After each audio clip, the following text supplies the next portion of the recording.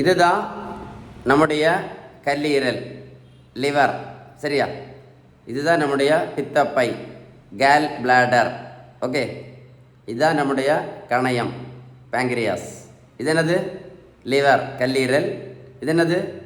பித்தப்பை, கேல் பிளாடர். இது என்னது? பேங்க்ரியாஸ், கணையம். இதில் தான் என்ன சுரக்கும்? என்ன சுரக்கும்? இன்சுலின். கேள்விப்பட்டிருப்பீங்க. சரியா? இந்த பித்தப்பையில் கல் வந்தால் தான் என்ன பண்ணுவாங்க? நிறைய பேர் ஆப்ரேஷன் பண்ணுவாங்க. பார்த்துருக்கீங்களா? சரி.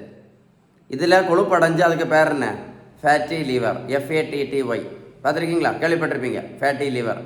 ஃபேட்டி லிவர் எவ்வளவு ஆபத்து அப்படின்னு நான் சொல்லி தர போகிறேன். ஃபேட்டி லிவர் எவ்வளோ ஆபத்துன்னு சொல்லி தர போகிறேன். நம்பர் 1, ஃபேட்டி லிவருக்கு நிறைய பேஷண்ட் பார்த்தீங்கன்னா சுகருக்கு மாத்திரை சாப்பிட்டுட்டு இருப்பாங்க. அப்போ ஆபத்து தானே? ப்ரெஷருக்கு மாத்திரை சாப்பிட்டுட்டு இருப்பாங்க. ஆபத்து தானே? கெட்ட கொலஸ்ட்ராலுக்கு மாத்திரை சாப்பிடுவாங்க. கரெக்டு தானே? இந்த 3 இருந்துச்சுன்னா என்ன வரலாம்? சுகரும் ப்ரெஷரும் கொலஸ்ட்ராலும் ஃபேட்டி லிவர் இருக்க பேஷண்ட்க்கு வந்தால் என்னெல்லாம் வரும்? பக்கவாதம் வரும், கண்டுக்கூறு வரணும், ஹார்ட் அட்டாக் வரும், கிட்னி ஃபெயிலியர் வந்து டயாலிசிஸ் பண்ணுவாங்க. அப்போ எல்லாத்துக்கும் மூல காரணம் என்னது? Fatty liver. அப்போ ஃபேட்டி லிவர் ஆபத்தா இல்லையா? இன்னொன்று, ஃபேட்டி லிவர் ரொம்ப நாள் போய் சுருங்கிச்சின்னு வைங்களேன், லிவர் ஃபெயிலியர் வரும்.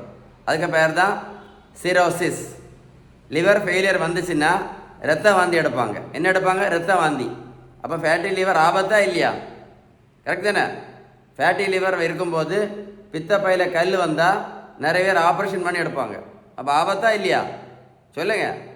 ஃபேட்டி லிவர் ரொம்ப வருஷம் இருந்தால் லிவர் கேன்சர். என்னது? லிவர் கேன்சர் வரலன்னு கூட கண்டுபிடிச்சிருக்காங்க. நிறைய பேர் என்ன சொல்லிட்டு இருக்காங்க தெரியுமா? ஃபேட்டி லிவர் தானே நிறைய பேருக்கு இருக்கும் அப்படின்னு சொல்லிட்டு இருக்காங்க. ஃபேட்டி லிவர் இருக்க பேஷண்ட் எல்லாம் பார்த்து பாருங்க, மாத்திரையும் இன்சுலினும் தான். அப்படியே வாழ்க்கை போயிட்டே இருக்கும். ஏன் அப்படின்னா, இந்த ஃபேட்டி லிவருக்கு காரணம் என்னன்னு கேட்டிங்கன்னா, ஃபேட்டி லிவருக்கு ஒரே ஒரு காரணம் தான். ஃபேட்டி லிவருக்கு ஒரே ஒரு காரணம் தான். அதான் இந்த இன்சுலின் ரெசிஸ்டன்ஸ். இதை சரி பண்ணணும்னா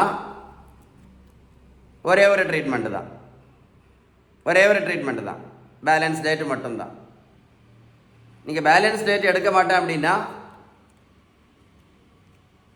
நீங்கள் ஃபேட்டி லிவருக்கு பேலன்ஸ் டயட் சாப்பிட மாட்டேன் அப்படின்னா என்ன சாப்பிடணும்? மாத்திரையும் இன்சுலினும் சாப்பிட்டுட்டு அப்படியே நம்ம வாழ்க்கையை அப்படியே நம்ம ட்ராவல் பண்ண வேண்டியது. என்னெல்லாம் மாத்திரை? சுகர் மாத்திரை, ப்ரெஷர் மாத்திரை, கொலஸ்ட்ரால் மாத்திரை, பித்தப்பை கல்லுக்கு மாத்திரை, மலச்சிக்கலுக்கு மாத்திரை, அஜீரண கோளாறுக்கு மாத்திரை, தலைச்சுத்துக்கு மாத்திரை, இன்சுலின் ஊசி, அப்படியே போட்டு வாழ்க்கையை நம்ம நாசம் பண்ணிட்டு போயிட வேண்டியது தான். இதுக்கு நம்ம என்ன பண்ணியிருக்கலாம்? பேலன்ஸ் டயட் ஃபாலோ பண்ண. அவ்வளோ பவர்ஃபுல் பேலன்ஸ் டயட். அதான் சொல்லிகிட்டே இருக்கிறேன்.